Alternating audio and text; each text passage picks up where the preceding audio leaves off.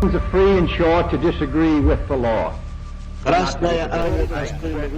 bandos enfrentados, dos sistemas políticos incompatibles, líderes influyentes con inmenso poder. El mundo a punto de desvanecerse. Todo esto pasó hace poco en estos lugares.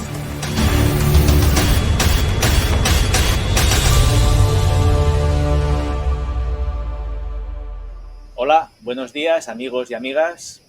Hoy vamos a tratar el tema del capitalismo.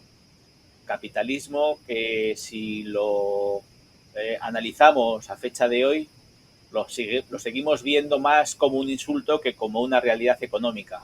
Y eso es lo que vamos a hacer. Para eso tenemos la ayuda de José Antonio Aguilera, que es nuestro profesor de filosofía y con el que vamos a tratar esta cuestión del capitalismo. ¿Qué tal, José? ¿Cómo estás? Hola, buenos días a todos. Gracias, amigo Alejandro, por seguir confiando en mí. Espero estar a la altura en la conversación de este tema tan actual que nos presentas ahora: capitalismo, ideología y filosofía. Seguro que sí. Bueno, pues tras la presentación del tema, un pequeño comentario un poco de actualidad. José, ¿cómo ves esta cuestión hoy en día? Pues hoy en día se nos presenta un tema muy complejo, pero muy actual. Está muy vivo. Solo hay que echar una mirada a los acontecimientos y titulares de los telediarios: guerra en Ucrania, Palestina, Siria y por extensión con Irán, y sobre todo el auge de unas ideologías que son las que queremos tratar hoy en día. Y por añadir un acontecimiento reciente, acaba de ganar Donald Trump en las elecciones de los Estados Unidos. Todo el menú a la carta. Muy bien. Bien, pues empezamos. Como veis, al fondo tenemos un telar del siglo XIX que nos servirá de inspiración. Y la cuestión inicial del capitalismo la voy a presentar relacionándola de una manera muy genérica con lo que pasó en el Neolítico. Y es que el desarrollo del capitalismo como sistema económico es un proceso que comienza mucho después del paso del Paleolítico, ya sabéis, la cultura de la piedra, al Neolítico, la nueva piedra.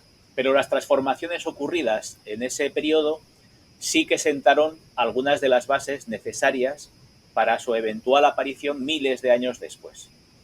Por ejemplo, ¿qué pasó cuando cambiamos del Paleolítico al Neolítico? Pues se producen una serie de cambios en el modo de vida.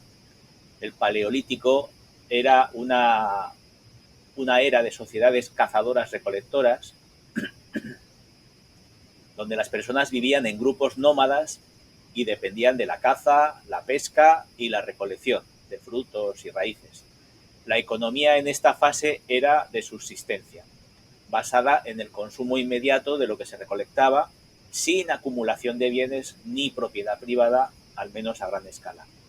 En contraste, el Neolítico, aproximadamente 10.000 años antes de nuestra era, marca el inicio de la revolución agrícola y ganadera, cuando las personas comenzaron a practicar la agricultura y la domesticación de animales. Y esto llevó a una transformación radical. Se produce un proceso de sedentarización. Las comunidades se volvieron sedentarias, construyendo aldeas y asentamientos permanentes. Se produce una producción de excedente. El desarrollo de la agricultura permitió la producción de alimentos en cantidades mayores a las necesarias para la subsistencia diaria. Y este excedente fue clave porque permitía almacenar alimentos para épocas futuras y abrir la puerta al comercio. Y también se produce una especialización del trabajo. Al asegurar la subsistencia, algunas personas pudieron dedicarse a otras actividades que no fueran la producción de alimentos, como la alfarería, la metalurgia o el comercio. También en este paso del Paleolítico al Neolítico se produce un cambio de propiedad, o sea, aparece la propiedad privada y empiezan las desigualdades. Con la sedentarización y el excedente surge el concepto de propiedad privada de la tierra y de los recursos. Aquellos que controlaban las tierras más fértiles o los mejores medios de producción, hablamos de herramientas, animales, etcétera, comenzaron a acumular riquezas, lo que derivó en el aumento de las desigualdades sociales. Esta concentración de riqueza en manos de unos pocos es una característica temprana de las sociedades más complejas, que aunque no es capitalismo moderno, sienta una base importante para su evolución. También está la aparición del comercio. Las sociedades comenzaron a intercambiar productos, pues como alimentos, herramientas, bienes de lujo, lo que llevó a la creación de redes comerciales. Y esto estableció un incipiente mercado, aunque era un mercado de trueque, que a largo plazo sería la base de la economía monetaria, una característica esencial del capitalismo actual. Y por último, es el momento en el que surgen las ciudades y las jerarquías sociales.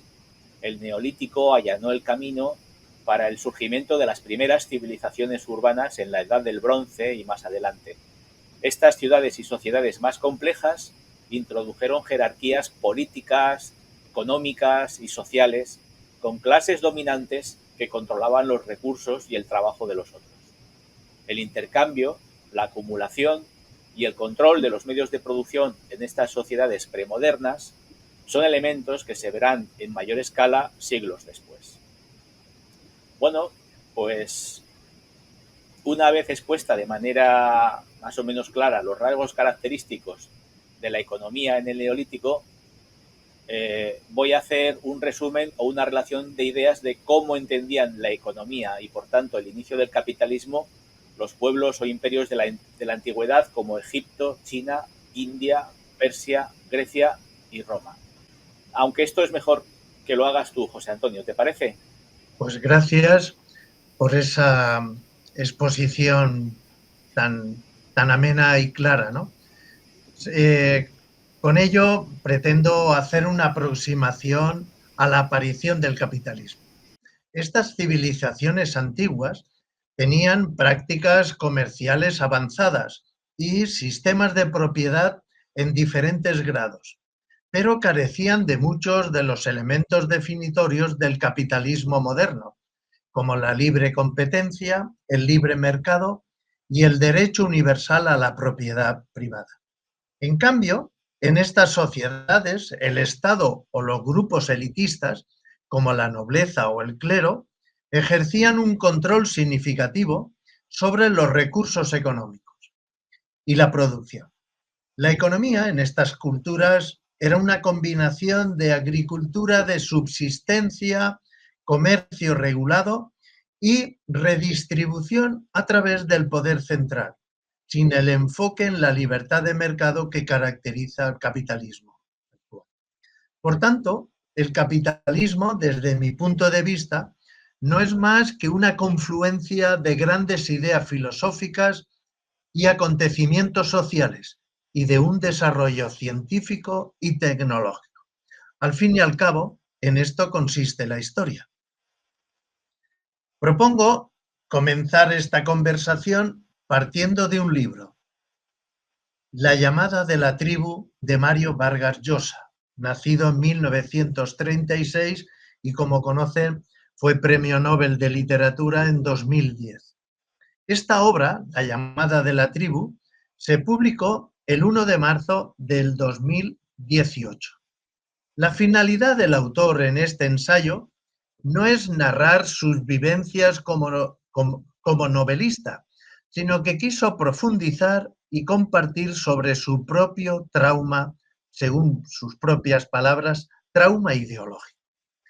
En una conferencia dada por él en la Biblioteca Nicanor Parra de la Universidad Diego Portales en Santiago de Chile, expuso que su paso a ideologías liberales viene dado fundamentalmente por el desencanto de la Revolución cubana y, por extensión, creo yo, de la Revolución marxista y del distanciamiento ideológico con el filósofo Jean-Paul Sartre, su autor de referencia juvenil.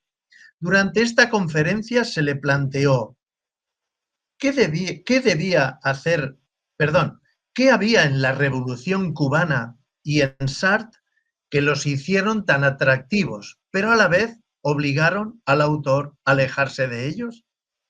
Al plantearse este interrogante, el autor da una respuesta clara en el libro. Hay que huir de ellos como de la peste. Y propone que hay que superar la creencia de que el destino humano es colectivo y no individual, que lo mejor de nuestra condición se manifiesta cuando imaginamos nuestros esfuerzos, no como intento de construir un plan de vida propio, sino como una contribución a un destino común. Y sobre Jean-Paul Sartre, Mario Vargas Llosa dice: yo era un sartreano de joven y a partir de los 60 eso se fue desmoronando. La obra de Sartre es mucho menos importante que en los años de la posguerra.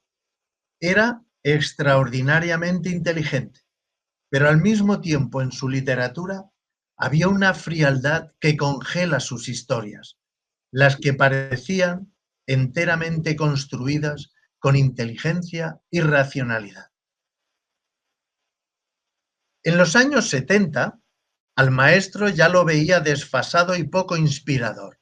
De ahí que fuera buscando nuevos horizontes y nuevas referencias. Se podría decir que cambia la náusea por lecturas liberales.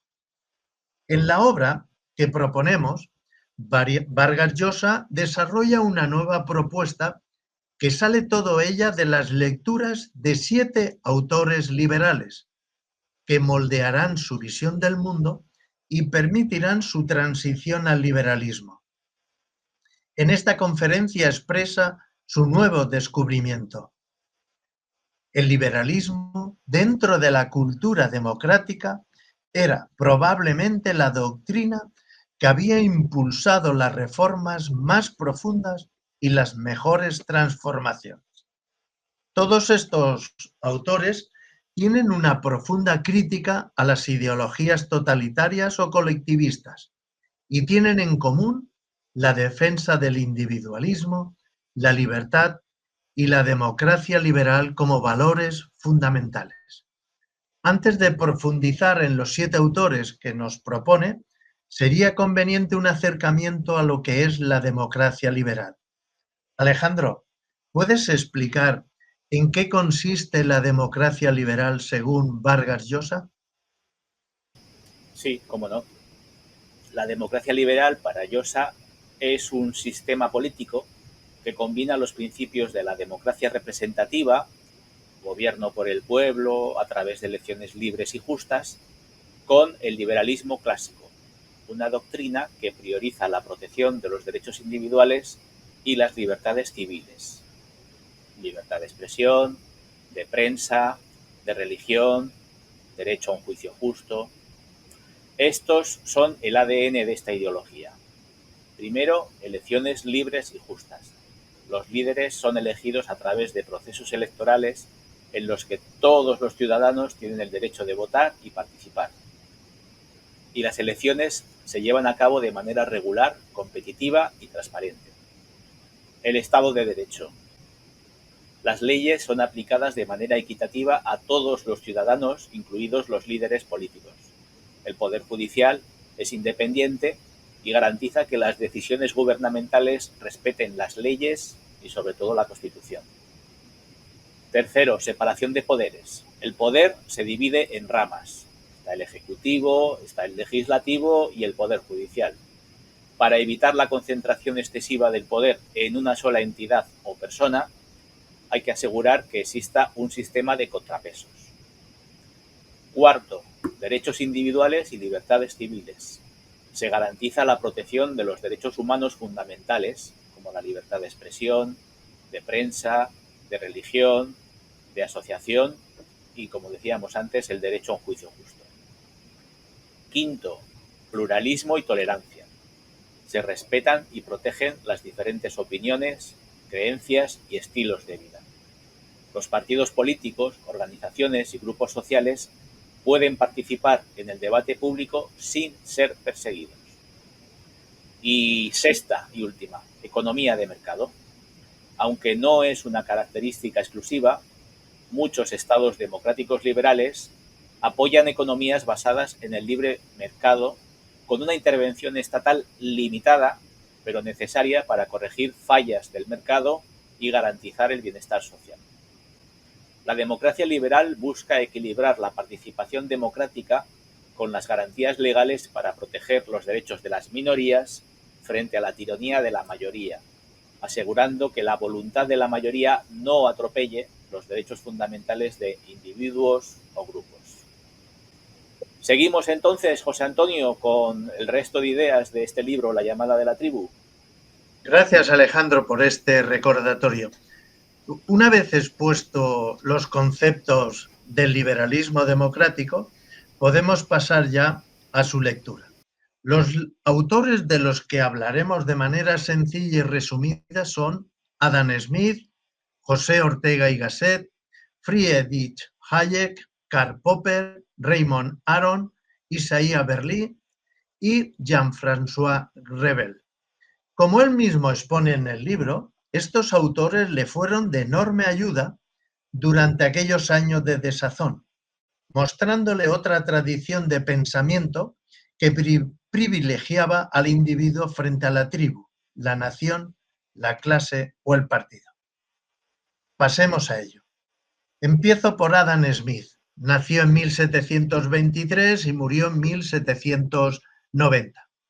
Adam Smith, filósofo y economista escocés, está considerado como el padre del liberalismo económico y resume su planteamiento en la obra La riqueza de las naciones, fecha que fue escrito en 1776.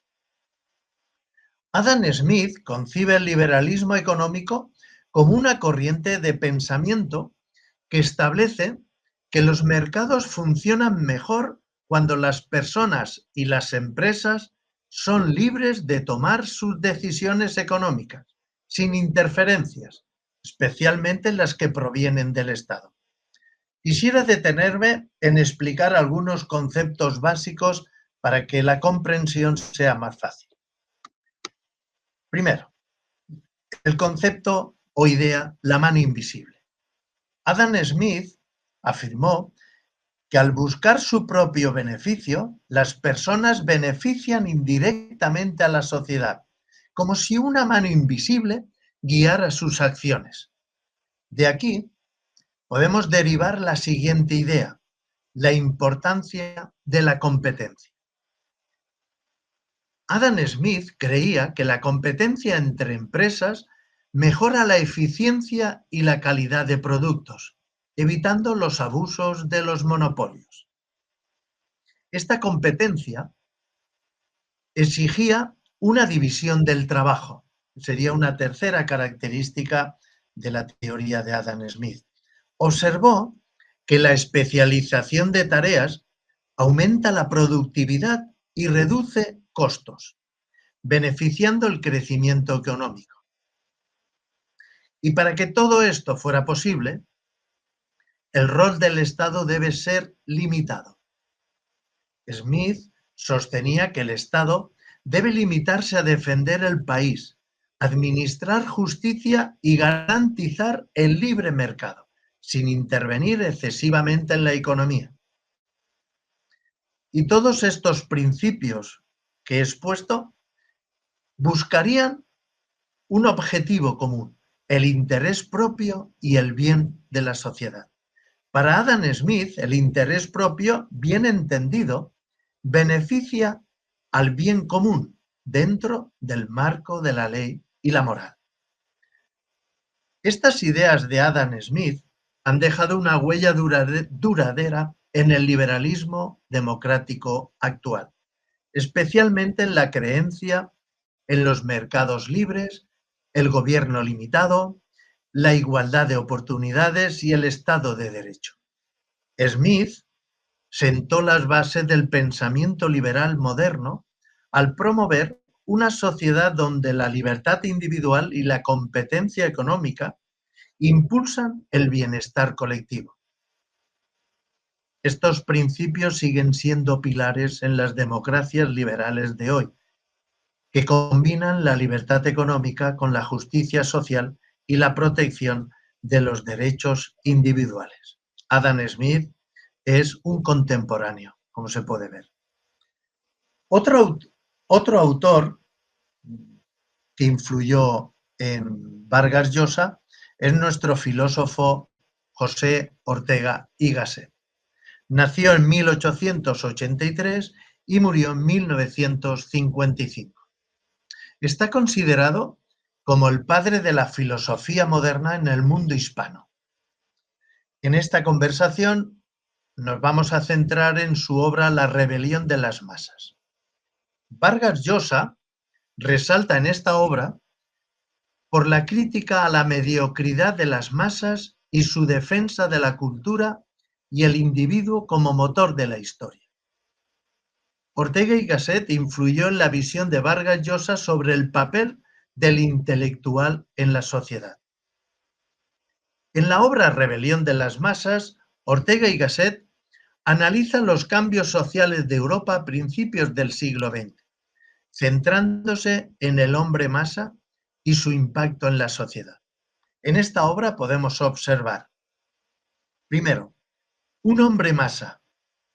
Lo considera como aquel individuo mediocre y conformista que disfruta de los avances modernos sin responsabilidad ni interés por sus bases culturales.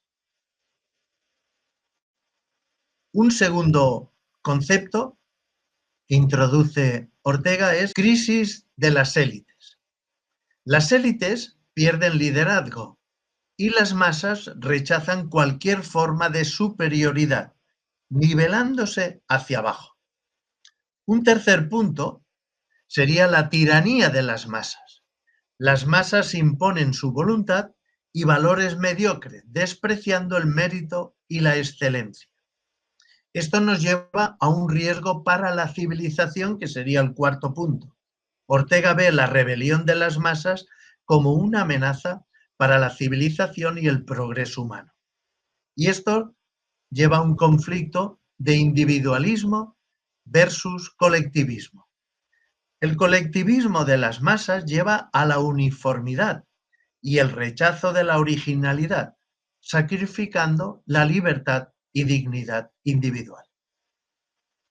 Tras estas ideas que se extraen de su obra, podemos establecer una relación entre el pensamiento de Ortega y el liberalismo, basado en libertad individual. Ortega defiende la libertad individual y critica la tiranía de la mayoría, alineándose con el liberalismo clásico. Podemos establecer también una relación en el concepto que propone de la meritocracia. Ortega enfatiza la necesidad de élites para guiar la sociedad, similar al liberalismo que valora la competencia y el talento. Y todo esto nos lleva a una crítica al colectivismo. Ortega rechaza ideologías colectivistas que subordinen los derechos individuales al grupo. Y concluye con una actitud de escepticismo hacia la democracia de masas. Ortega teme que la democracia sin restricciones pueda degenerar en despotismo, resonando con el liberalismo elitista. Como hemos podido observar, en la rebelión de las masas, Ortega y Gasset denuncia la emergencia de un tipo de sociedad dominada por la mediocridad y el conformismo de las masas, lo que ve una amenaza para la civilización y el progreso. Para Ortega, la cultura y la sociedad deben estar guiadas por una élite capaz y culta. Es la tarea que encomienda a los universitarios, una visión que se alinea con algunas corrientes liberales preocupadas por la prevención y preservación de la libertad individual y la excelencia social frente a la tiranía de la mayoría. Como podemos ver, refleja fielmente la situación actual. Y Alejandro, te doy paso a los siguientes autores que influyeron en Vargas Llosa.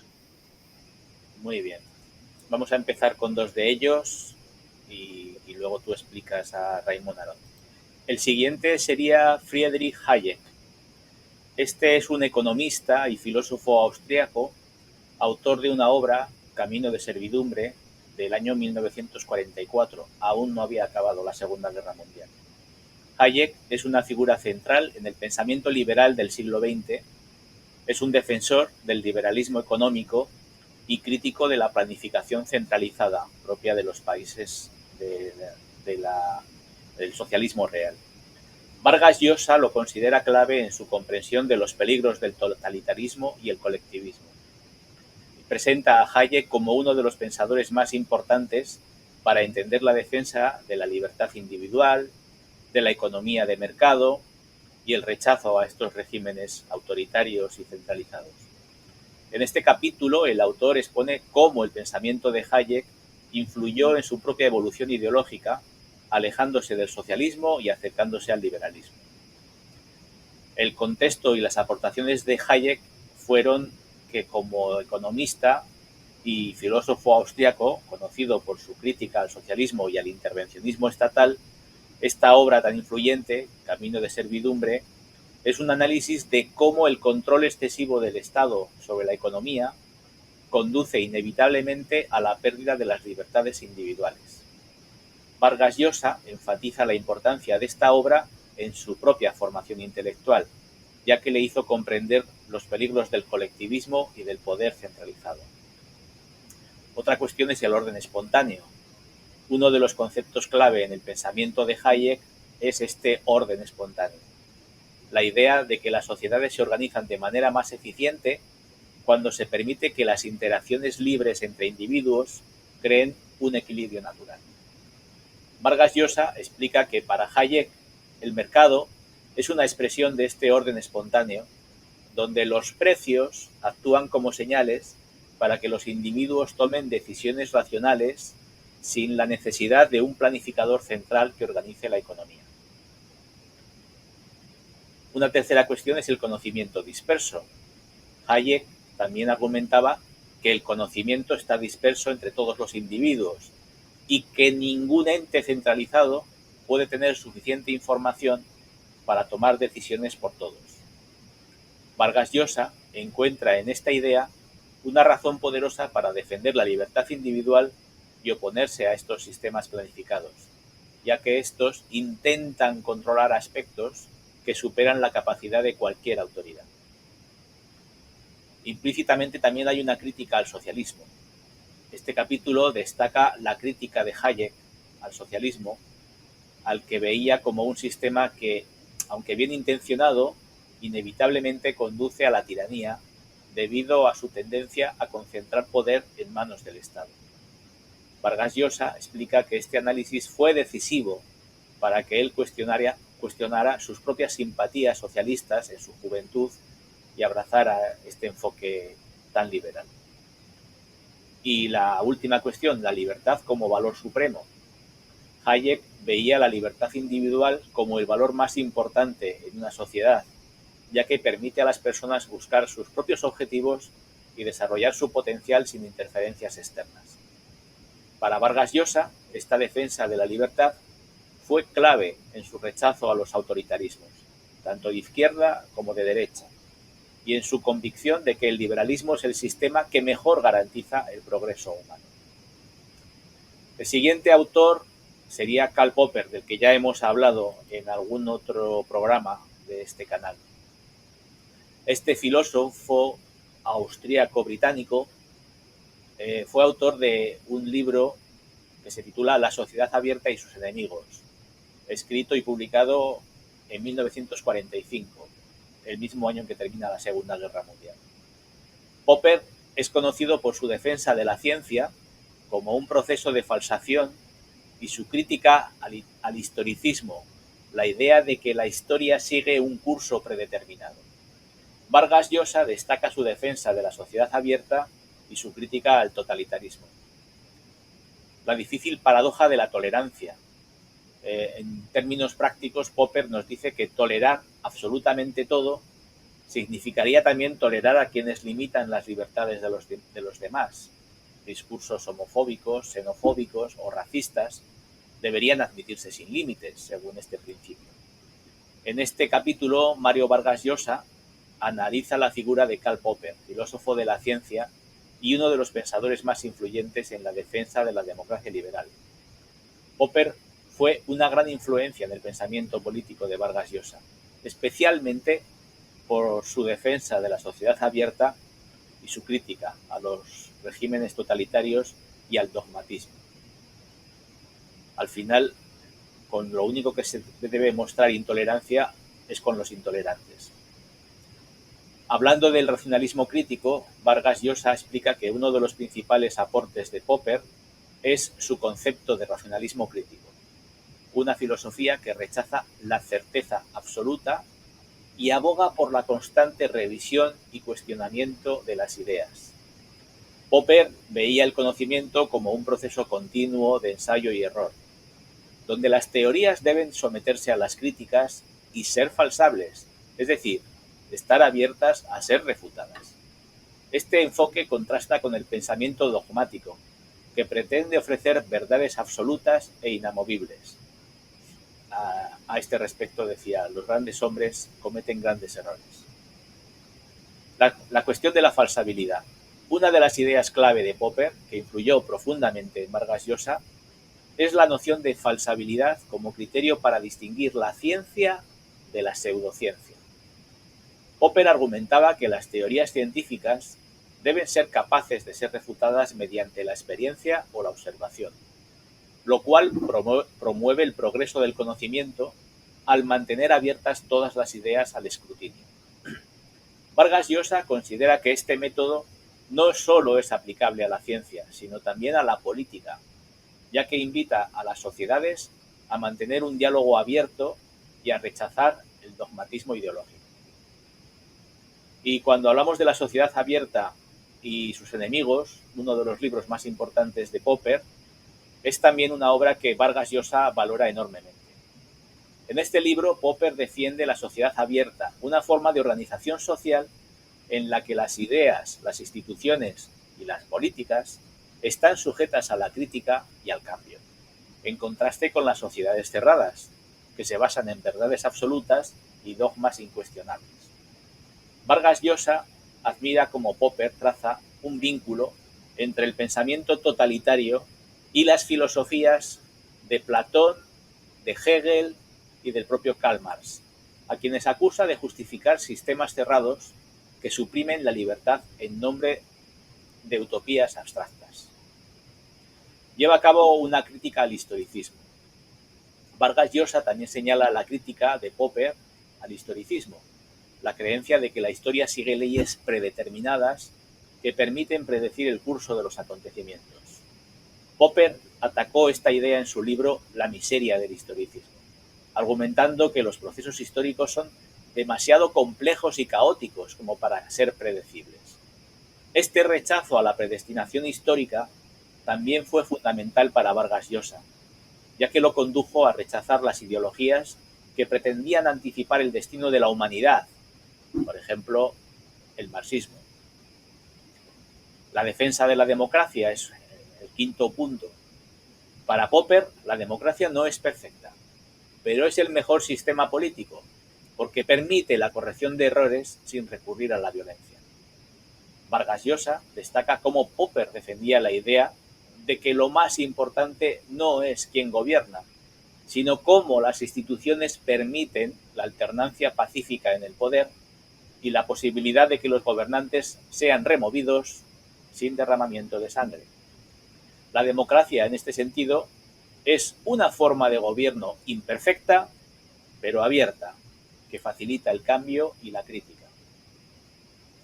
Y el último punto que desarrolla Karl Popper es el concepto de la libertad. Vargas Llosa muestra una gran afinidad con la defensa de la libertad individual que hace Popper, vinculada a la posibilidad de equivocarse y corregir el rumbo. La libertad para Popper es esencial, porque solo en un entorno donde las personas pueden criticar y proponer alternativas sin miedo a la represión es posible el progreso humano. Esta visión de la libertad como motor del desarrollo también es central en la defensa del liberalismo que hace Vargas Llosa. Podemos seguir con Raymond Aron, ¿te parece, José? Muy bien, Alejandro. Raymond Aron, o Aron, nació en 1905, murió en 1983. Es un filósofo, sociólogo y periodista francés. Autor de la obra que vamos a comentar, El opio de los intelectuales, escrita en 1955, donde critica a los intelectuales que apoyan el comunismo. Aron es reconocido por su defensa de la democracia liberal frente a las tentaciones totalitarias. Vargas Llosa lo considera una figura esencial para comprender el papel de la razón y el escepticismo en el pensamiento político.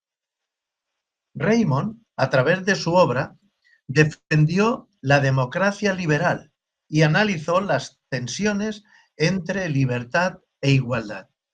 Su obra se puede resumir en las siguientes propuestas. 1. Crítica al totalitarismo. Rechazó tanto el fascismo como el comunismo por reprimir las libertades individuales e imponer unas ideologías únicas. Segundo punto, defensa del pluralismo. Valoraba la diversidad de opiniones y visiones en una sociedad, esencial para el desarrollo humano y la mejora constante. Tercero, libertad como valor central. Consideraba la libertad individual como fundamental para la dignidad humana y veía la democracia liberal como el mejor sistema para balancear libertad y orden. Esto nos llevaría al cuarto punto, equilibrio entre libertad y seguridad. Defendió la intervención estatal solo cuando sea necesario, advirtiendo contra el exceso que limita libertades. Propone un quinto punto, moderación y pragmatismo. Promovía la moderación frente a ideologías extremas, favoreciendo un enfoque realista y reformista en política. Un sexto punto sería la crítica al concepto alienación marxista. Discrepaba de Marx, creyendo que la participación cívica y la libertad individual eran más importantes que la alienación económica. Séptimo punto. Reconocimiento de la imperfección de la democracia. Aceptaba que la democracia tiene fallos, pero la consideraba el mejor sistema por sus capacidades de autocorrección. Un octavo punto remarca la importancia de las instituciones. Valora la solidez de las instituciones democráticas para garantizar el equilibrio de poder y la resolución pacífica de conflictos. Ahí radica la autocorrección de este sistema. Y por último, nos propone el concepto o idea guerra y paz. Analizaba las relaciones internacionales desde una perspectiva realista, defendiendo el equilibrio de poder y la democracia diplomática para evitar conflictos. Raymond Aron se convierte así en el defensor de la democracia liberal por su capacidad para equilibrar una libertad individual, la seguridad de los individuos y el pluralismo de ideas. Aunque reconocía sus imperfecciones, creía que ofrecía el mejor marco para garantizar la dignidad humana, la participación cívica y la corrección de sus propios errores. Su rechazo a las ideologías totalitarias y su enfoque pragmático lo posicionan como uno de los pensadores más influyentes en la defensa de la democracia liberal del siglo XX. Y te doy paso, Alejandro, para que expongas al siguiente autor, Isaiah Berlin. Isaiah Berlin o Isaiah Berlin, filósofo y ensayista británico, conocido por su teoría de las dos libertades, la libertad positiva y la libertad negativa, escribió una obra que se titulaba 4 ensayos sobre la libertad, en el año 1969. Berlin defiende la pluralidad de valores y la tolerancia frente a la imposición de una única visión de la vida buena. Vargas Llosa valora su visión de la libertad individual y su rechazo a los absolutos ideológicos. En este capítulo, Vargas Llosa explora la figura de Isaiah Berlin, uno de los filósofos más influyentes del siglo XX, especialmente conocido por su defensa del pluralismo. Berlin fue clave en el desarrollo del pensamiento político de Vargas Llosa, quien ve en sus ideas una defensa profunda del liberalismo moderado y de la importancia de aceptar la diversidad de perspectivas en la sociedad. Hablaba del pluralismo de valores. Uno de los conceptos centrales es este del pluralismo de valores, la idea de que no existe un único conjunto de valores universales o una verdad moral absoluta que pueda aplicarse a todas las personas o culturas. Berlin argumentaba que los valores humanos son múltiples, a veces contradictorios entre sí, y que es imposible encontrar una solución perfecta que los abarque todos. Vargas Llosa encuentra en este pluralismo una defensa de la tolerancia y una crítica a los regímenes totalitarios que tienden a imponer una única verdad o visión del bien. Hay elementos transversales en todos estos autores, como se puede constatar. El concepto de libertad negativa y libertad positiva. Berlín es especialmente conocido por esta distinción. La libertad negativa es la ausencia de interferencia, es decir, la posibilidad de actuar sin ser coaccionado por otros. La libertad positiva, en cambio, es la capacidad de ser dueño de uno mismo, de controlar y dirigir la propia vida de acuerdo con un ideal o propósito. Vargas Llosa destaca cómo Berlin veía el peligro en la libertad positiva cuando ésta es interpretada de manera autoritaria, ya que podría justificar la imposición de un bien superior sobre los individuos en nombre de su propio interés. Para Berlin y para Vargas Llosa, la libertad negativa es la forma de libertad más compatible con el liberalismo, ya que permite a los individuos elegir por sí mismos cómo vivir. La crítica al totalitarismo, en caso de Berlin, fue un crítico feroz del totalitarismo, al que veía como la consecuencia directa de intentar imponer una única verdad o un único sistema de valores sobre una sociedad plural. Y Vargas Llosa conecta esta crítica con su propio rechazo a los regímenes autoritarios, ya sean de derechas o izquierdas. Berlin argumentaba que los intentos de crear utopías perfectas llevan inevitablemente a la represión y la violencia, ya que suponen la eliminación de la libertad individual en favor de una visión homogénea del bien común. Esta crítica resuena con la experiencia personal de Vargas Llosa, quien, tras haber simpatizado en su juventud con el socialismo, se distanció de estas ideas al ver su potencial autoritario. De hecho, Vargas Llosa cayó en el activismo y participó de actividades guerrilleras. Cuarto punto, el liberalismo moderado. Berlin defendía un liberalismo moderado, una forma de liberalismo que reconoce la imperfección de la vida política y la imposibilidad de crear una sociedad ideal. Vargas Llosa aprecia esta postura de Berlin, que rechaza tanto los extremos del laissez-faire radical como las utopías socialistas o colectivistas. Para Berlin, el liberalismo es el único sistema que reconoce la complejidad de la condición humana y la necesidad de acomodar diferentes formas de vida dentro de una estructura de respeto mutuo. Y Vargas Llosa comparte este enfoque moderado y humanista del liberalismo, que pone en primer lugar la defensa de la libertad individual y la tolerancia hacia la diversidad. Un quinto punto es el contexto histórico. Vargas Llosa destaca también la trayectoria vital de Berlin, marcada por su huida del antisemitismo en la Rusia zarista y luego en Europa, experiencias que lo hicieron muy consciente de los peligros del totalitarismo. Esta sensibilidad hacia las amenazas a la libertad y la dignidad humanas influyó en sus escritos filosóficos y políticos. Berlín vivió en un siglo marcado por los horrores de la Segunda Guerra Mundial, el nazismo y el comunismo, lo que lo llevó a una postura prudente y defensora de las instituciones democráticas. Y terminamos con el ensayo como forma de pensamiento. Vargas Llosa también elogia este estilo ensayístico que utiliza Berlín, que consideraba la mejor forma para explorar estas ideas filosóficas y políticas de manera abierta y flexible. Para Berlín, el ensayo es una forma de diálogo, no de imposición dogmática, lo que refleja su creencia en el pluralismo y la posibilidad de que diferentes ideas puedan coexistir sin necesidad de imponerse unas sobre otras.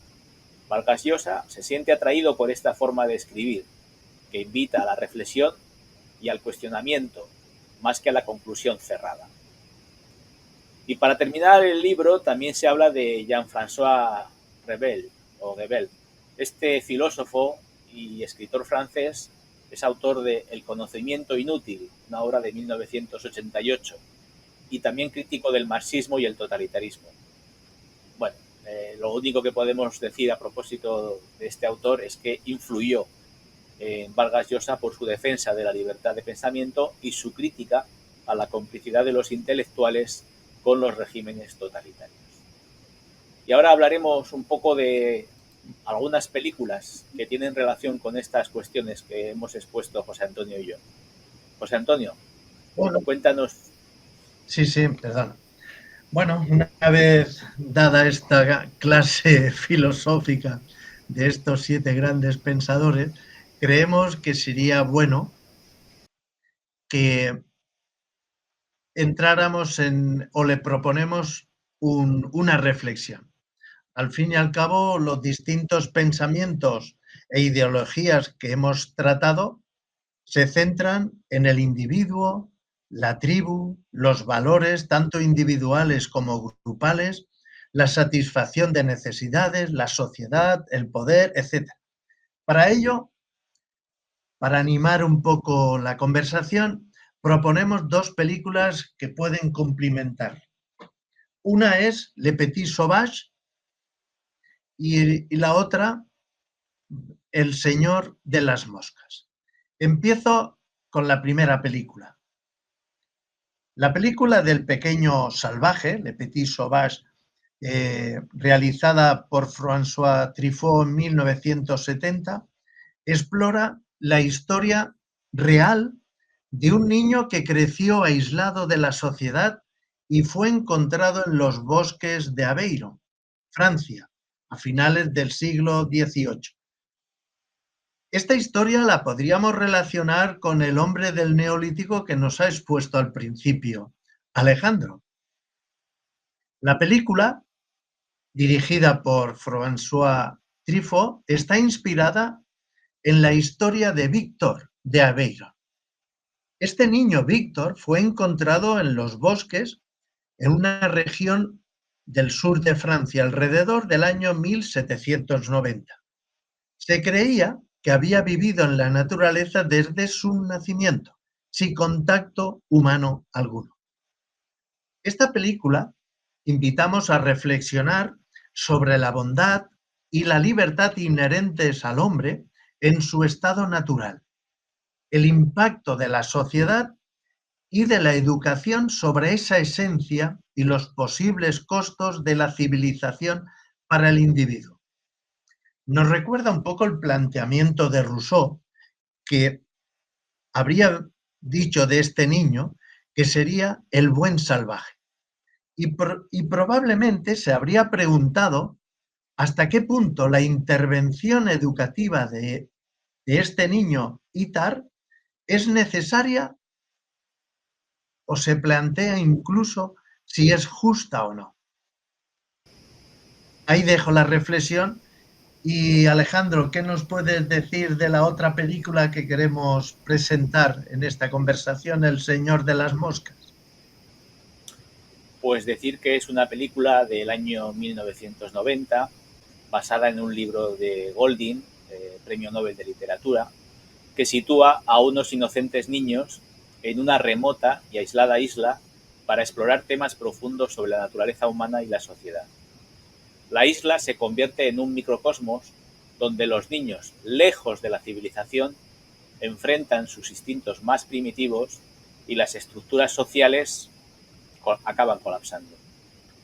¿Es el Leviatán el señor de las moscas? Una idea del filósofo Hobbes. Esta atmósfera de aislamiento en un entorno natural exuberante y salvaje es central para el desarrollo de la trama y los conflictos entre los personajes. Y es que el conflicto está servido.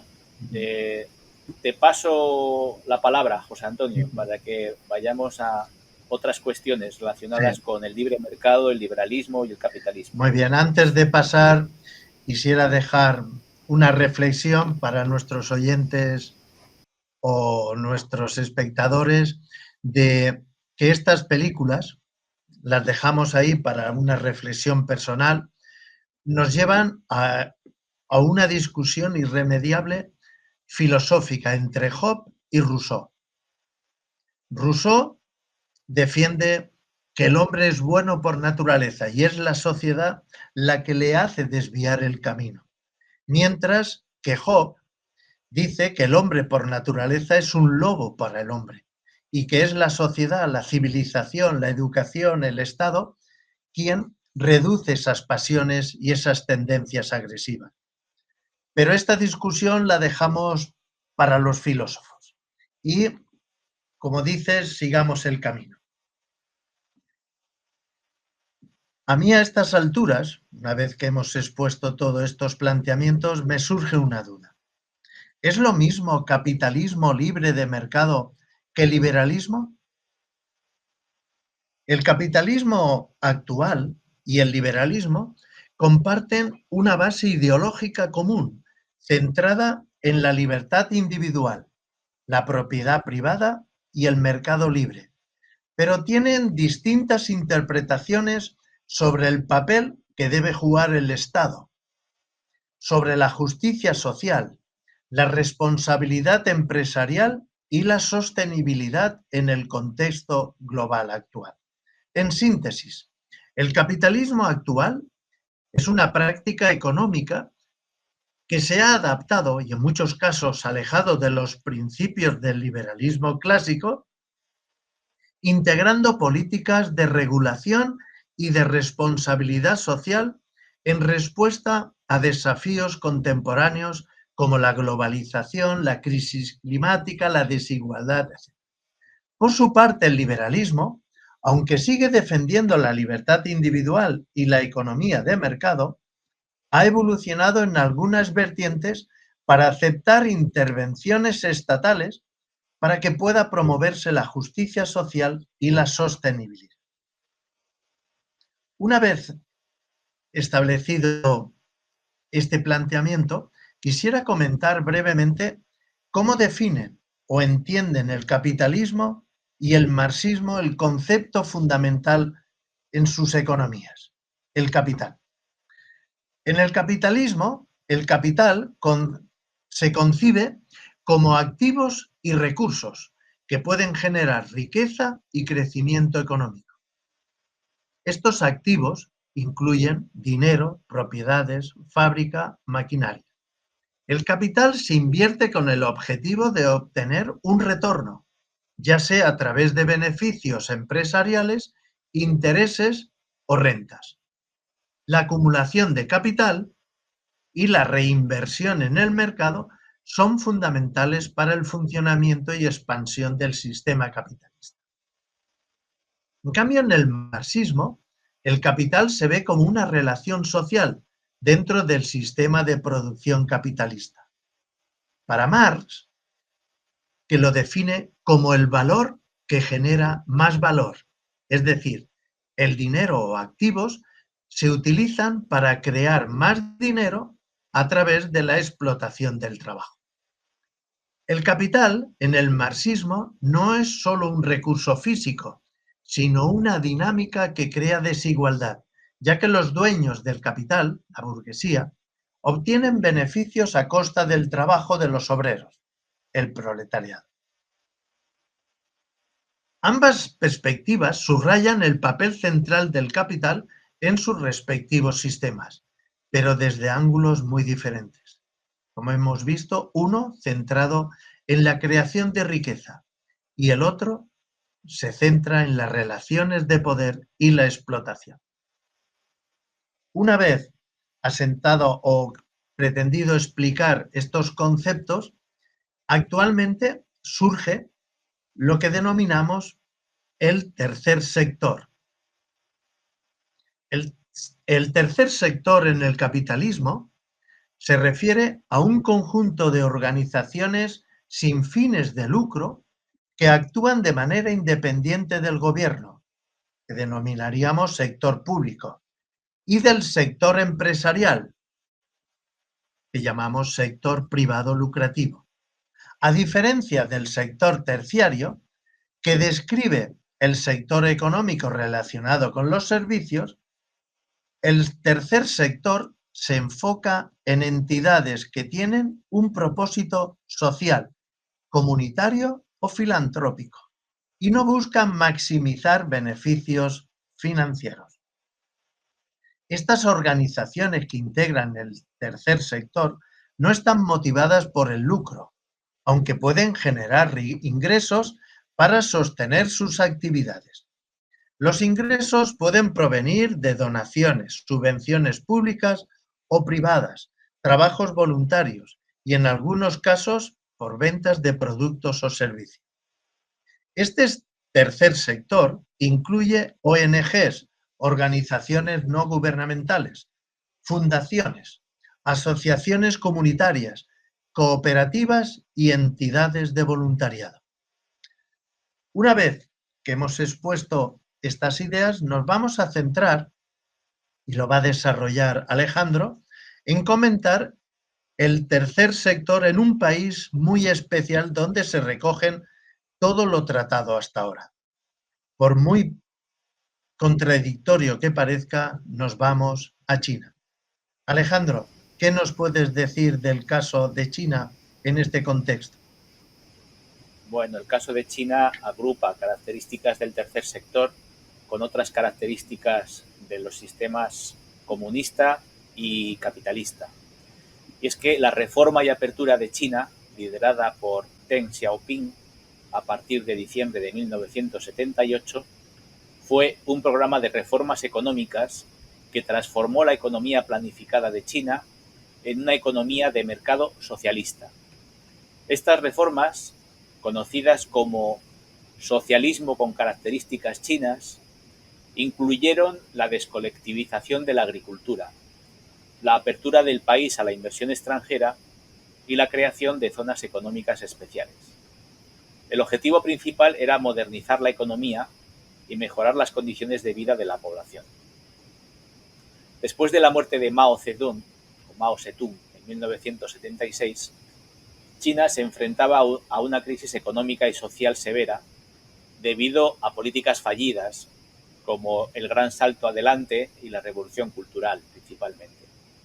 Deng Xiaoping, quien asumió el liderazgo, reconoció la necesidad de reformas para revitalizar la economía.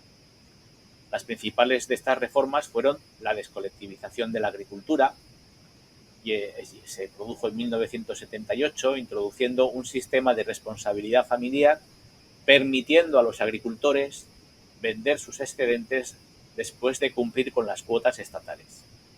Esto aumentó la productividad agrícola y mejoró las condiciones de vida en las áreas rurales. La segunda reforma, la apertura a la inversión extranjera.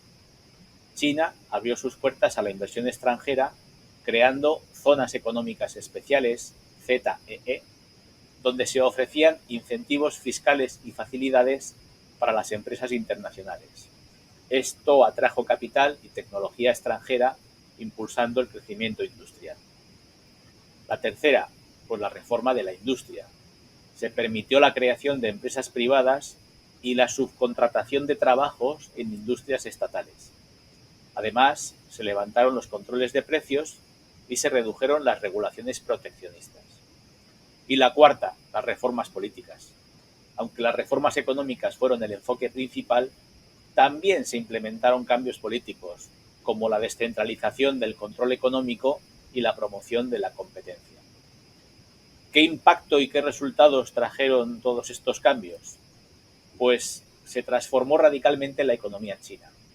Entre 1978 y 2013, China experimentó un crecimiento anual promedio del 9,5%.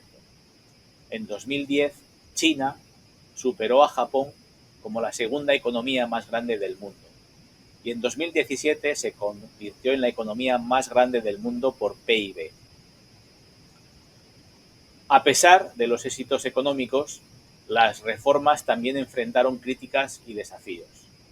La represión de las protestas en la plaza de Tiananmen en 1989 detuvo temporalmente la liberalización política. Aunque esta cuestión sigue siendo un tema de seguridad nacional en China, se estima que estas protestas ocasionaron la muerte de cientos de personas y la detención de varios miles. Además, la creciente desigualdad económica y los problemas ambientales han sido preocupaciones significativas. ¿Qué legado le podemos atribuir a Deng Xiaoping? Pues es recordado como el arquitecto de la China moderna, por su papel crucial en la transformación económica del país. Sus reformas sentaron las bases para el rápido crecimiento económico y la integración de China en la economía global. Algunas de las principales zonas económicas especiales incluyen Shenzhen, Zhuhai, Shantou, Xiamen y Hainan, además de las muy conocidas Shanghái y Hong Kong. Bueno, y con esto terminamos un poco la exposición de los temas relacionados con el capitalismo, y antes de pasar a los lugares, ¿hay alguna cuestión más que quieras añadir, José Antonio? Pues sí, me gustaría, por ejemplo, ver si hay alguna región o un tercer sector que podamos comentar en España. Muy bien. Pues visitaremos también el caso de las cooperativas de Sí. Mondragón, por su significativo impacto en la cuestión social y económica española. Muy bien. Pues Bueno, pasemos ¿alguna cosa más? cuando quieras. Vale. Muy bien. Bueno, amigos y amigas, como decía José Antonio, después de introducir el asunto de Mondragón, vamos a empezar nuestro viaje por estos diferentes lugares vinculados con el capitalismo, precisamente viajando a la Corporación Mondragón, que se sitúa en la localidad del mismo nombre, en el País Vasco, y de esa manera empezamos a ver los contenidos y su relación con los lugares en los que vamos a visitar. Por ejemplo, esta. Como se puede ver, esta es la fachada principal, y el lema que se pone en inglés, en este caso, es Humanity at Work, la humanidad trabajando. Y es que realmente la Corporación Mondragón es un ejemplo muy interesante dentro del tercer sector. Y de esta manera nos adentramos en esta región de Euskadi. Como hemos dicho anteriormente, el tercer sector es también conocido como el sector no lucrativo, que incluye organizaciones que no son ni parte del gobierno, sector público, ni entidades comerciales con fines de lucro, sector privado. Estas organizaciones se centran en objetivos sociales, culturales, humanitarios y comunitarios. Los ejemplos más comunes incluyen las ONGs, organizaciones no gubernamentales, las fundaciones, las cooperativas, como es este caso, y las organizaciones de voluntariado. ¿Qué características tiene Mondragón como parte del tercer sector? Pues que tiene una estructura cooperativa, es decir, Mondragón está formado por una red de cooperativas que son propiedad de los trabajadores. Este modelo de propiedad y gestión conjunta es una característica distintiva. Tiene un propósito social, sería la segunda característica, y aunque Mondragón opera en el mercado y busca ser competitiva, su objetivo principal es el bienestar y desarrollo de sus miembros y la comunidad, más que la maximización de beneficios. Aunque realmente, a la hora de la verdad, se comportan como empresas. O sea, todo lo que buscan es obtener el mejor rendimiento, ser competitiva y conseguir de esa manera beneficios para los trabajadores y para el entorno en el que se manifiestan. La tercera característica es la democracia interna. Las decisiones en las cooperativas de Mondragón se toman de manera democrática, donde cada trabajador, miembro, tiene un voto, independientemente de su posición en la empresa. Esta gobernanza democrática es también típica del resto de empresas del tercer sector. Y la última característica es la reinversión de beneficios.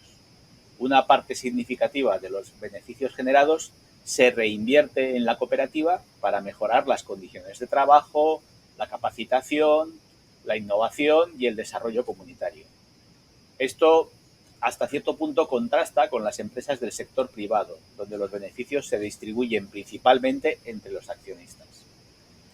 Y si tenemos que hablar de actividades, pues eso mejor se lo pedimos a José. ¿Cuáles son las actividades que se desarrollan en este entorno de Mondragón?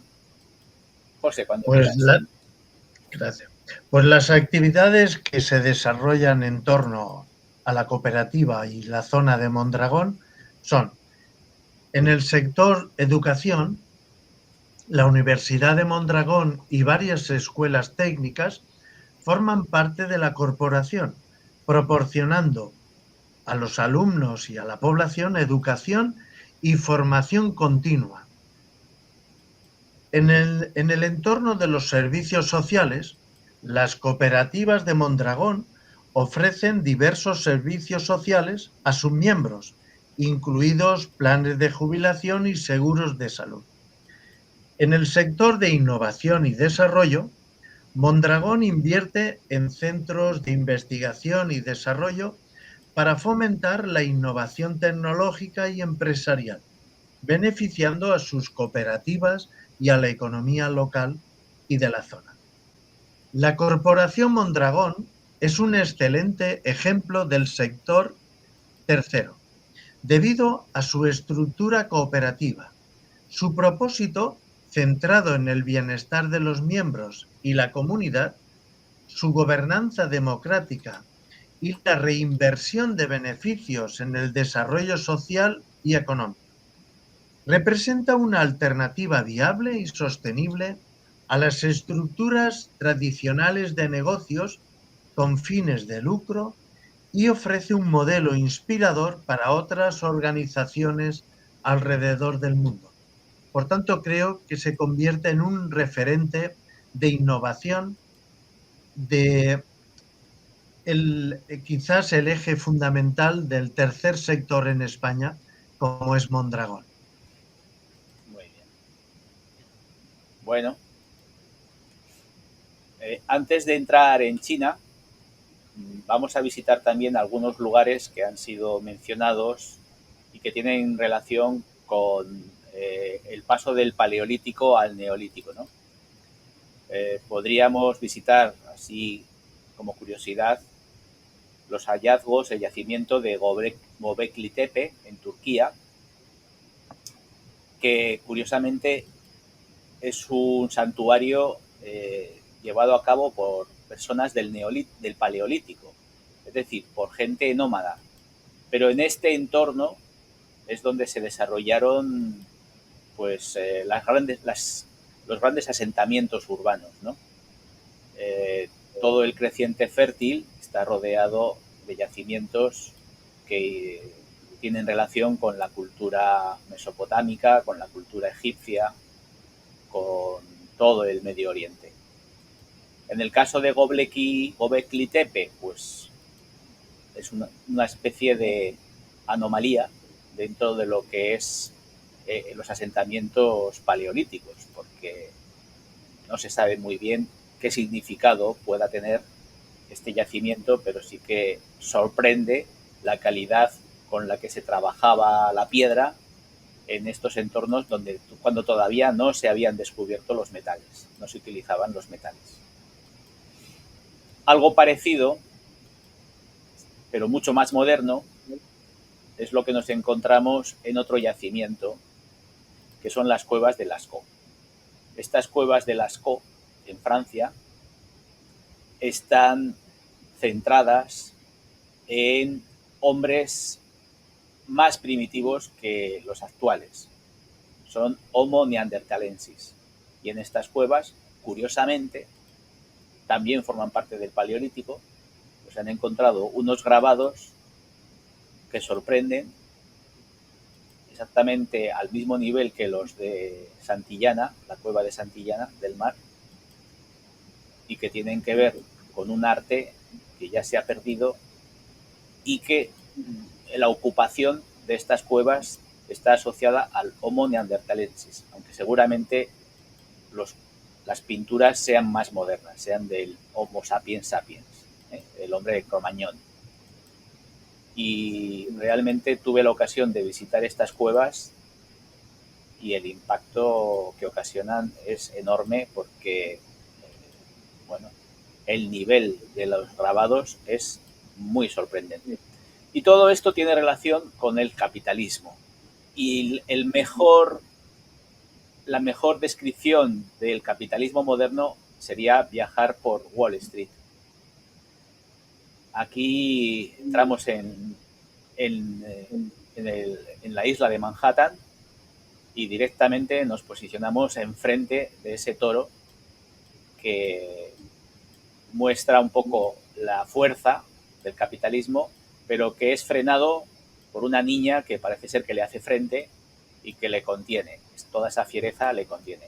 Y esto está en esta calle de Wall Street donde está el edificio de la bolsa y donde el 80% de las operaciones financieras se gestan aquí. Esta es la misma calle también en la que en los años 20, cuando la Gran Depresión, en 1929, la gente se tiraba por las ventanas porque habían perdido pues el valor de auténticas fortunas y ya la gente no le encontraba sentido a la vida y era peligroso salir a la calle porque te podía caer un analista financiero directamente encima de la cabeza. Yo quisiera añadir, perdona, Sí. Alejandro, antes de continuar, que antes de ir a Wall Street o después de visitar el templo de la economía capitalista, se dieran una vuelta por el Valle de Lozoya, donde se han descubierto unos yacimientos neandertales. De esa manera, algunas personas pueden plantearse la situación de qué bien vivían los neandertales en un paisaje precioso como es el valle, rodeado de montañas, con todo tipo de vegetación y animales. Pues no sé si les sentirían necesidad de ir a Wall Street, ¿no? O allí estaría la bolsa de aquella época. Pero recomiendo que visiten el yacimiento neandertal de la Pinilla. Es un pueblo Pinilla del Valle, en el Valle de Lozoya, en Madrid. Puede ser interesante, ¿no? Para contraponer un poco lo que es Wall Street y una cueva donde anduvieron años atrás nuestros antepasados neandertales, ¿no? Correcto. Bien, tenemos también algunas visitas que realizar a los que están vinculados a los sitios, a los lugares de los que habla Vargas Llosa en su libro La llamada de la tribu, ¿no? Por ejemplo, la casa de Adam Smith, durante un tiempo por lo menos, estuvo aquí, en Glasgow, o sea, en Escocia, perdón, en la ciudad de Edimburgo. Y esta ciudad, pues parece ser que tuvo durante bastante tiempo este filósofo su vivienda y ahora mismo es, digamos, lo más cercano a un monumento, a un espacio vinculado a su memoria. La ciudad de Edimburgo parece ser que tiene incluso personajes de animación turística para que quien quiera visitar pues se vean gratamente sorprendidos por la presencia de este símbolo del capitalismo, Adam Smith. Y también, ya que estamos en Edimburgo y en Escocia, pues no olvidemos que muchas de las ideas de Adam Smith le vienen dadas o se comentó, por lo menos me imagino que habrían grandes conversaciones entre Adam Smith y uno de sus grandes amigos y mentor, que es David Hume, Ajá, el gran padre del empirismo. ajá.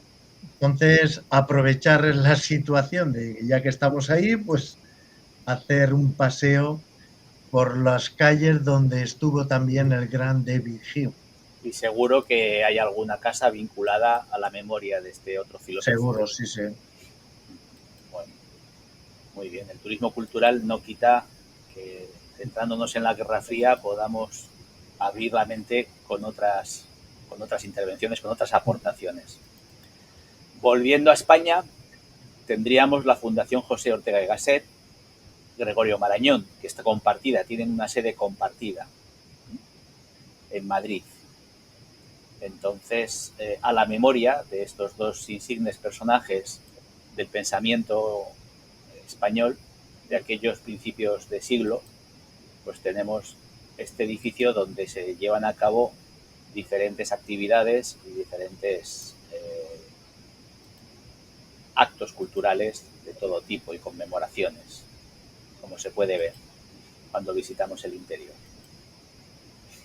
Y no olvidemos que el mayor premio periodístico que se da en España es en honor a don José Ortega y Gasset. Él es el fundador de grandes periódicos españoles, ¿no? Como El Sol, donde él trabajó y predicó un poco el liberalismo y la libertad de pensamiento. Ajá, muy bien.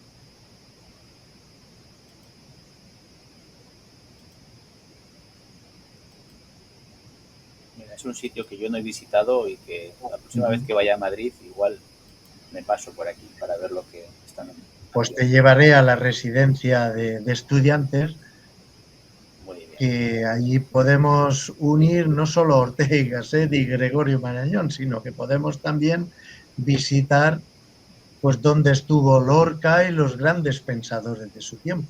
Muy bien. Está cerca. Vamos a Gran Bretaña, perdón, Alemania. La Fundación Friedrich Hayek tiene presencia en Freiburg, que es una ciudad universitaria, en el Länder de Brisgovia, y aquí podemos encontrar, vamos a ver, ahora me ha desaparecido el enlace, aquí.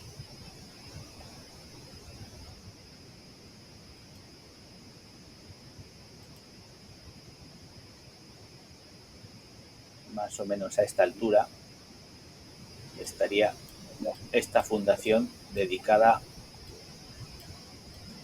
a von Hayek.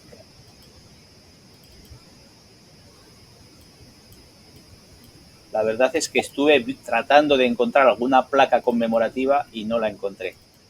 Y muchas veces estos edificios que hacen esquina, la entrada está en un callejón lateral, pero bueno, no encontré ninguna placa ni ningún recordatorio de Hayek. Seguramente habrá que preguntar en la cafetería contigua, esta que tiene la terraza, a ver si le suena el nombre de Friedrich von Hayek. Mientras Bueno, y si no la encuentran, pues yo puedo decirles que este año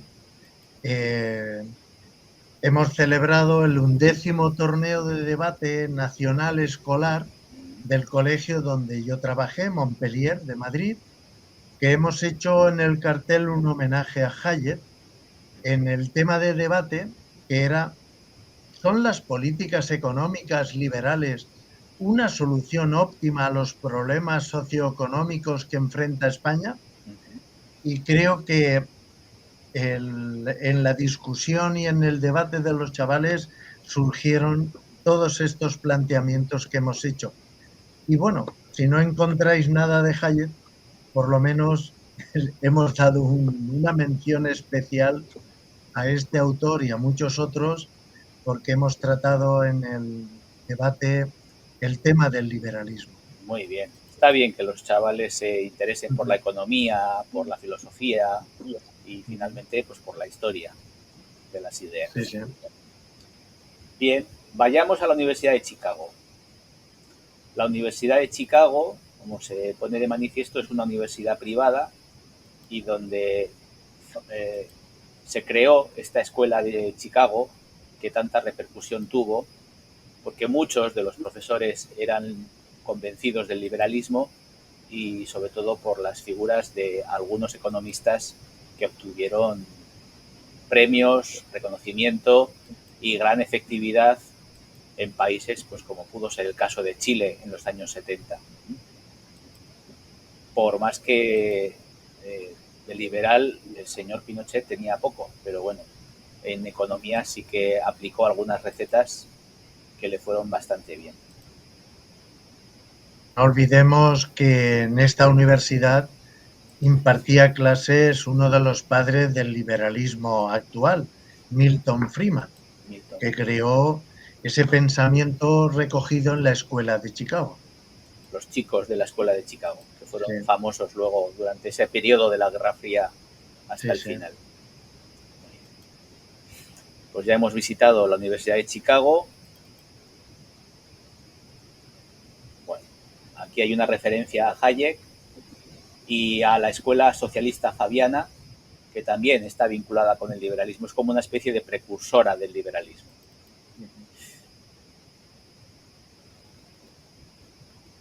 Este destino nos va a volver a llevar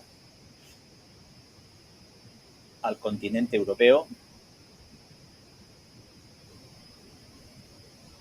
y vamos a ver exactamente. Esto creo que es la Universidad de Viena. Y en el interior de la Universidad de Viena, pues vamos a ver un recinto y vamos a ver si podemos salir al exterior, que tiene una oferta muy variada de actividades.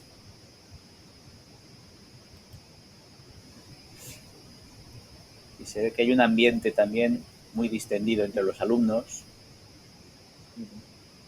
Bueno, esta es la entrada, no nos ha dejado ver. Sí, aquí. Finalmente aparece una visión del interior del patio principal de la Universidad de Viena, con la gente pues tumbada en estas tumbonas, tomando el sol, relajándose. Hay una parte en la cual se veía gente tomando café, refrescos, una imagen más veraniega. Esta parece que es más primaveral o otoñal. Pero bueno. Alejandro, qué envidia. Esos campus aquí yo no los reconozco. Eso con hamacas, tumbonas y demás. Aquí estábamos en pie de guerra con la universidad. Estábamos todos en el aula estudiando, Sí, sí. y aprendiendo. Qué envidia, vamos. Bajo ese árbol, esa sombra y descansando. No sé qué hemos hecho mal los españoles. Bien. Esta imagen, ya no recuerdo. Sí, es la imagen de la entrada principal a la universidad.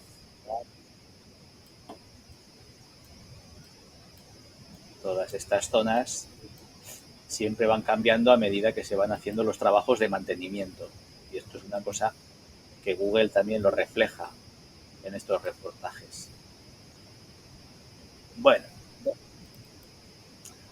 vamos a cambiar de escenario y nos vamos a ir a la Universidad Christchurch de Nueva Zelanda, donde desarrolló su tarea y su trabajo de investigación el gran Karl Popper.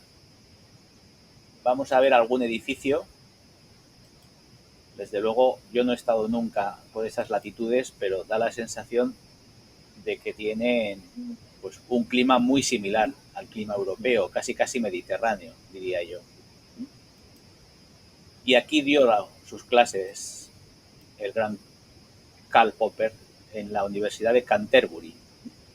Vamos a ver a pie. No he encontrado exactamente dónde se alojaba y dónde pudieron dar clase ninguno de estos grandes, pero seguramente por aquí. Vamos a ver si vemos un aula, el interior de un aula.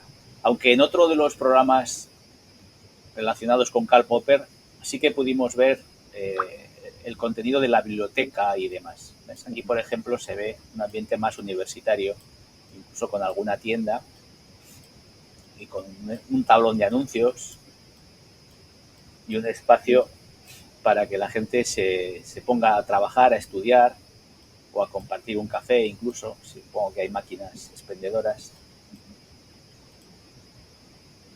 Y es algo que humaniza un poquito los espacios. Sí, aquí se ve cómo están compartiendo refrescos y demás.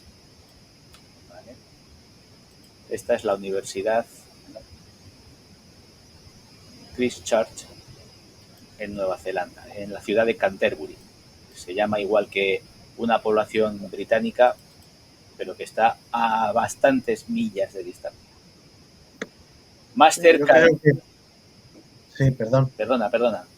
No, iba a decir que creo que con la información que has dado y con la que se aportó en el capítulo de Popper, pues se puede complementar y ampliar un poco la visita tanto a Canterbury como Nueva Zelanda, ¿no? Ajá. Por tanto, si necesitan más información, cuestión de que vayan a ese capítulo. Muy bien. Y aprovechamos el viaje. En Francia, en París, tenemos la Escuela Normal Superior, donde estudiaron, entre otros, pues Raymond Aron y Jean-Paul Sartre, si no recuerdo mal. Los dos fueron alumnos de... Sí, por ahí pasaron, sí. Por ahí pasaron. Esta es la escuela por antonomasia de la función pública en un estado tan centralista como el estado francés, ¿no? Con tanta influencia jacobina. No, se dice que si alguien quiere triunfar tiene que pasar por esta escuela, ¿no? Sobre todo en política y economía, ¿no? Ahora, pero por lo que he visto, la Escuela Normal Superior se ha convertido en un complejo de varios edificios, donde parece ser que se especializan en diferentes actividades, pero todos con el logotipo de la Escuela Normal Superior. Aquí vemos laboratorios de física, laboratorios de química, en fin, una gran actividad, porque es un centro de referencia de altísimo nivel. Seguramente, pues así como tenemos Oxford y Cambridge en Gran Bretaña, en el Reino Unido, pues tenemos la Escuela Normal Superior como gran centro de referencia. También podemos visitar el College Wolfson, que está en Oxford, como punto de referencia para el liberalismo, en este caso, y como lugar por donde pasaron muchos de los que hemos mencionado o que menciona Vargas Llosa en su libro La llamada de la tribu. Aquí se ve, por ejemplo, la imagen de una guardería que seguramente está pensada para los hijos de los profesores. Y trabajadores del centro, sí. Y siempre la imagen de canoas, la imagen del deporte náutico, la competición típica Oxford-Cambridge siempre está presente. Es una cosa que llama la atención. Salas de reuniones, con vistas al espacio público y las canoas siempre presentes.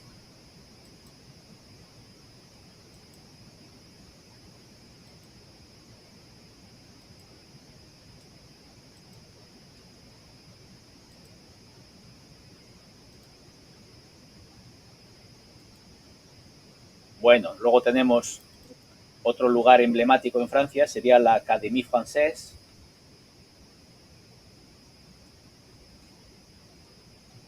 A ver si podemos aterrizar. Bueno, vamos a ver las imágenes. A veces se queda colgado. Después de tantos viajes, Google Earth se queda colgado. Son muchas millas de caminar. Sí. No me extraña. Esto es como un camino de Santiago, pero lo bestia. Sí. Son muchas millas, muchos viajes. Muy bien.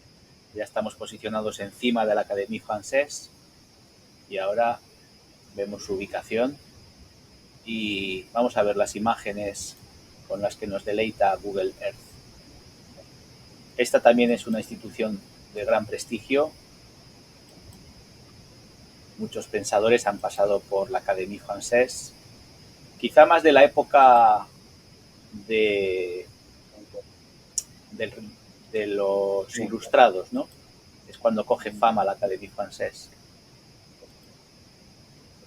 Y aquí podemos hacer una visita cultural y encontrarnos alguna exposición. La ubicación es perfecta, cerquita del Sena, y todos los bateaux que pasan por el Sena harán referencia a este lugar insigne.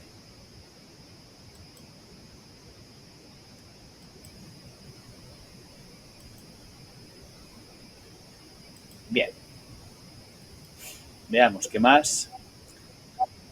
Antes mencionamos la universidad donde estudió Vargas Llosa, que es la Universidad Diego Portales. Creo que era Vargas Llosa el que estudió no, aquí, ¿verdad? yo creo que no estudió ahí, sino que dio una conferencia en la Universidad Diego Portales, que fue donde dio a conocer su cambio de pensamiento político. Ah, vale, esto es. Entonces, claro, escogió el país que no era el suyo porque él es peruano y él eligió Chile para hablar precisamente de su cambio, de su manera de abrazar el liberalismo. Bueno, se puede observar que, como la mayoría de las ubicaciones en Latinoamérica, son edificios pequeños, pero en el interior se pueden encontrar espacios para las actividades académicas. Y por aquí pasó el bueno de don Mario.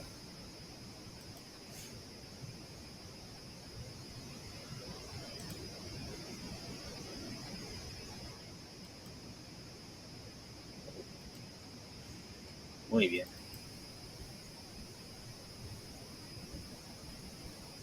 Y de Chile cambiamos de continente y nos vamos a China. Bien. Vamos a ubicarnos un poquito más, que no me ha dado tiempo. Estamos ahora mismo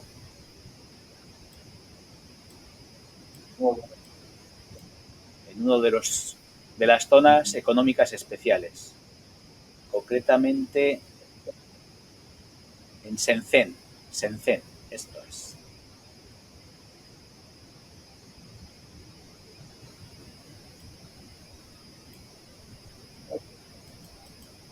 Es una visión un poco aleatoria de lo que nos podemos encontrar en Shenzhen. Y a propósito de Shenzhen, podemos hablar de lo que fue este periodo de Deng Xiaoping.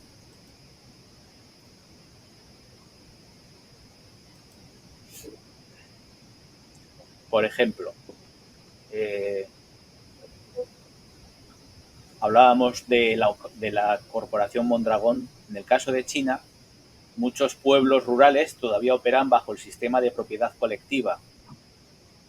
Algunos de ellos pueden ser Dangang Jiuzhou, Tongren, también en Jiuzhou, y Henan, que es donde la propiedad de la tierra abunda más las cooperativas, y el Estado cede a los campesinos en régimen de usufructo la tierra durante periodos de hasta 70 años. Y estos pueblos utilizan la propiedad colectiva para gestionar este recurso, permitiéndoles trabajar juntos y mejorar sus condiciones de vida, manteniendo la cohesión social. Cuando vemos Shenzhen, cuando estamos en Shenzhen, dentro de la provincia, vamos a ver, creo que no me quiero despistar,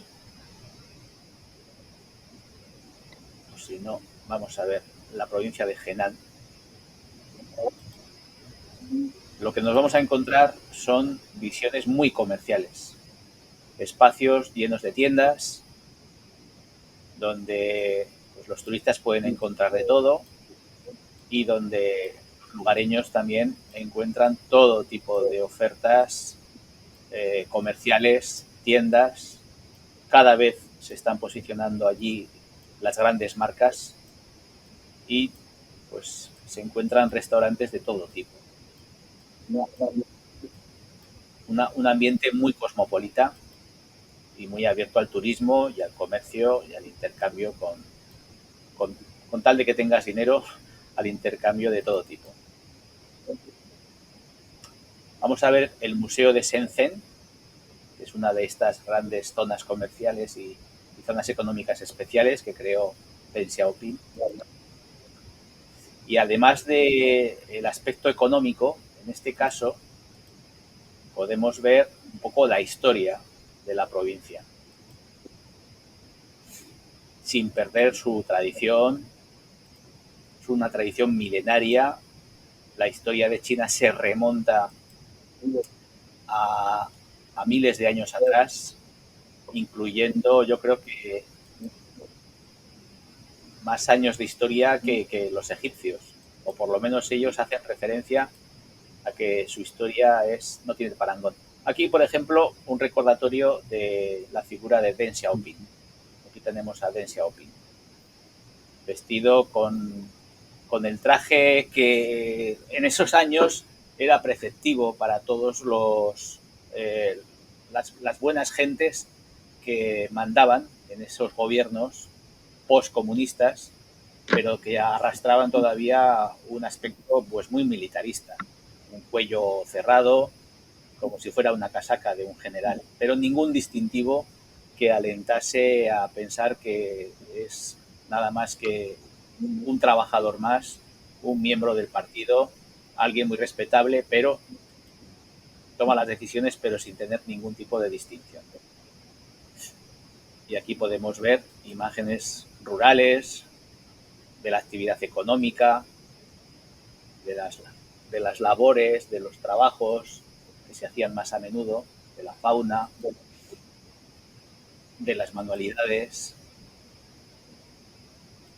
algo que se recrea constantemente.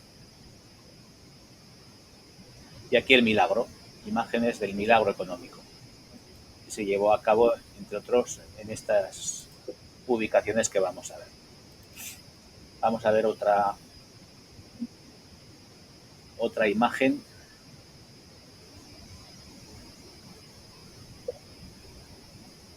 Es un parque donde la gente practica deportes y actividades propias de la China moderna, con una vista muy clara al skyline de la ciudad. Aquí podemos ver edificios altos, un poco de... podría ser contaminación, podría ser niebla, quién sabe. Pero realmente lo que se muestra es una actividad económica frenética, imparable, que se necesita, lógicamente, para dar trabajo y para mantener el ritmo de vida de todas estas personas.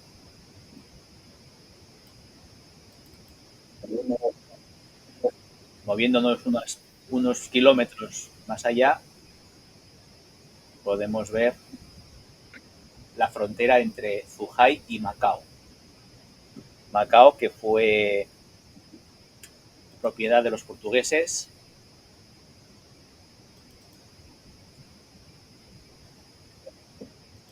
No podemos verlo. Es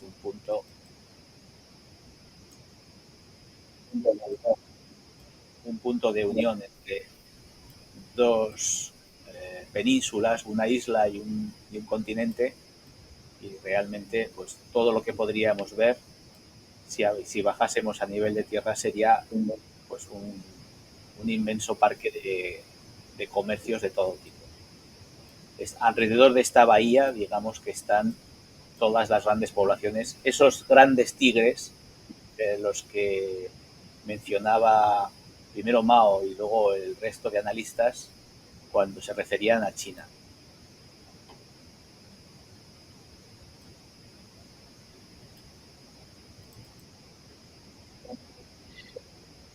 Esto es Xianzhou, en la provincia de Zhuhai, y como vemos también pues está muy cerquita. Vamos a ver algunas imágenes de lo que se ve en el interior. Predominan los espacios abiertos y los edificios siempre en el fondo. Esto parece que es un intercambiador, una estación o algo así. Y la visión siempre de los letreros luminosos, de los anuncios, de la actividad comercial, siempre en primer plano.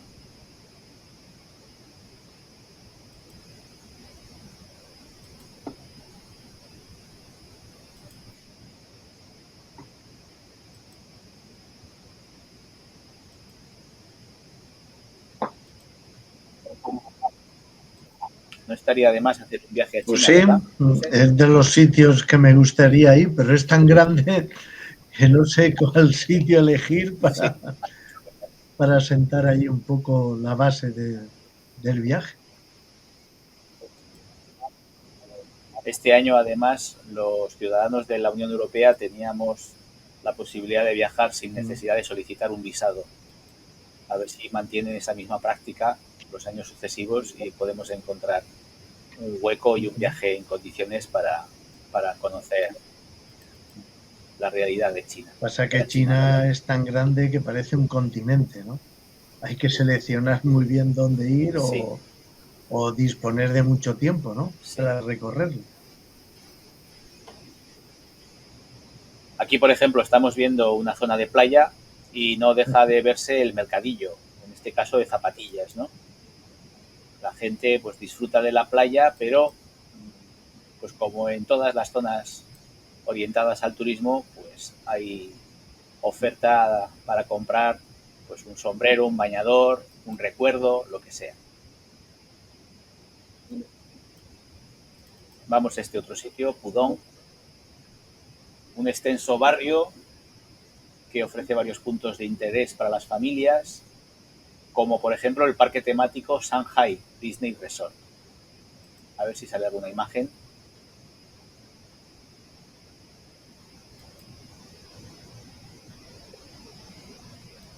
Es una de las zonas preferentes, según Internet, como ejemplo de lo que es actividad comercial. Aquí los pisos pueden ser carísimos, seguramente es de las zonas más caras de Shanghai. Y seguramente más que viviendas serán oficinas, todos esos rascacielos.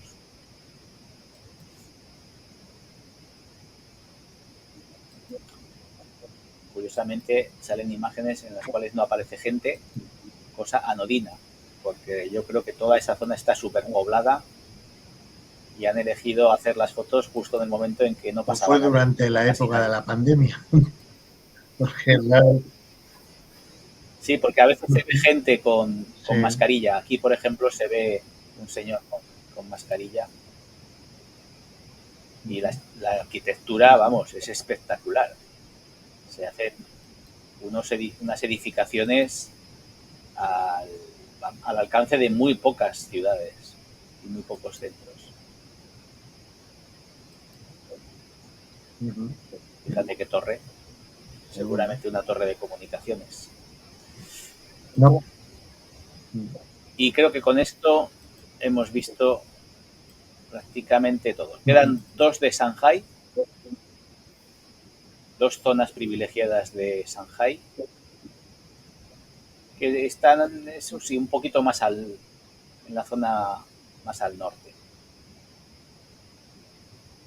Vamos a bajar un poquito, hacer una visión así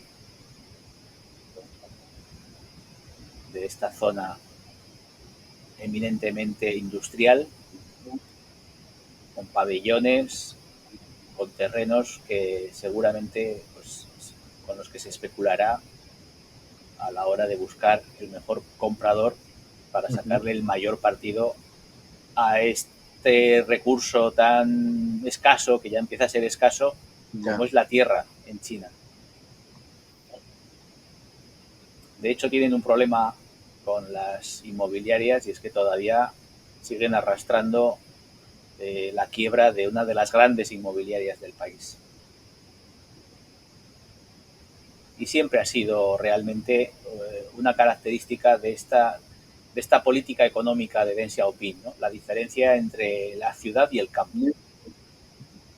Muchos ciudadanos chinos del campo se trasladaron a las ciudades cuando veían que había posibilidades, y muchos de ellos tuvieron que pagar un precio muy alto porque la vivienda que se les ofrecía era absolutamente infumable. Cuesta reconocer la China a la que estamos acostumbrados o tenemos en la mente, ¿no? Del mandarín y demás, con esta ultramoderna China, ¿no? Pero bueno, esa es la realidad. China está creciendo, se está modernizando a pasos agigantados y nosotros todavía tenemos la mentalidad de la China imperial y de la China de las películas, ¿no? Sorprende. Sí, Sí. esa China ya pasó a la historia. Bueno, quedan seguramente vestigios de esa China imperial que, aunque Mao pretendió acabar con ellos en la Revolución Cultural, pues quedan vestigios, y ahora ya sí que se van conservando todos los yacimientos de aquella cultura imperial. Y bueno, pues yo creo que todavía ni siquiera ellos dan a conocer todo lo que se sabe que está por excavar, y que irán sacando progresivamente a medida que les vaya conveniendo. Queda mucho por descubrir de China, incluso a nivel de Google, ¿no? Sí.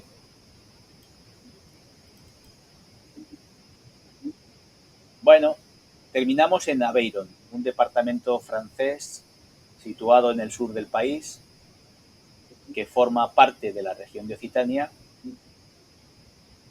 y que es un espacio que hemos encontrado interesante desde el punto de vista histórico, la zona de Aveyron. Sobre todo para situar el lugar donde describe la historia de François Truffaut, ¿no? Le Petit Soeurs. Sí.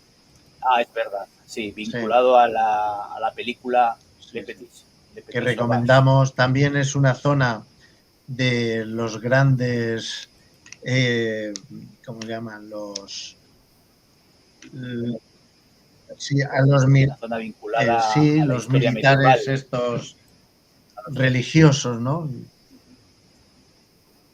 Los templarios, es una los zona templarios. templarios y una zona artística con grandes modernidades. El puente de Miló, que es impresionante, sí, sí. Por ejemplo. Junto con ciudades como por ejemplo Albi, que es donde vivió, y hay un museo de Toulouse-Lautrec que recomendamos ver, y siempre en la línea un poco de unir la modernidad con el salvaje, ¿no? Y de esa manera, pues, creamos una reflexión a todo lo que hemos planteado, desde el neolítico al capitalismo actual. Eso es. Una visión trascendental y transversal de la historia económica y de cómo han cambiado los hábitos y costumbres y cómo influyó esto en la Guerra Fría, que es la parte que más nos interesa. Muy bien. Pues con esta visión de Aveyron nos despedimos de los amigos y amigas. ¿Quieres añadir alguna otra cosa, José Antonio? No mucho más que agradecerte la oportunidad que me has dado, pero me ha surgido a lo largo de esta conversación una cuestión que me han rondado durante todos los temas que hemos hablado de la Guerra Fría. Y es por qué, con el hundimiento del comunismo o el eje del Este, la URSS desapareció, y con ella casi todo lo que representaba el marxismo, el comunismo, y en cambio fue el inicio de una gran superpotencia como China. El marxismo en la URSS fracasó, pero no en China. Hay ahí una cuestión, no sé, ¿cómo explicar esto, no? Sí. Habrá que dedicar un capítulo específico al caso de China, porque realmente la historia de China después de la Guerra Fría hay que recordar que al principio del mandato de Deng Xiaoping se produjeron los incidentes de la plaza de Tiananmen, unos incidentes que ocasionaron la muerte y la encarcelación de muchos ciudadanos chinos que querían reformas políticas y que no se conformaban solamente con los cambios económicos. Pero Deng Xiaoping lo tenía muy claro.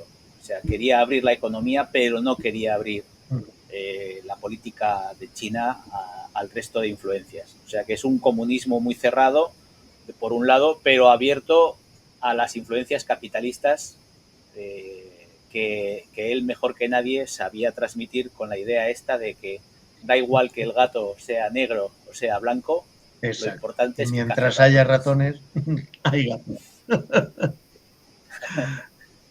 Eso es. Muy bien, pues con estas ideas y con estas reflexiones emplazamos a nuestros amigos y amigas a un nuevo programa que se producirá más adelante. Yo espero contar contigo, José Antonio, porque todas tus aportaciones son valiosas, estudiadas y centradas en la Pues te cuestión lo agradezco que nos... y quedo a tu disposición y espero que lo que hemos hecho tenga una utilidad o por lo menos sirva de reflexión. Esperamos que sí. Así será. Muy bien, muchas gracias y hasta otro programa.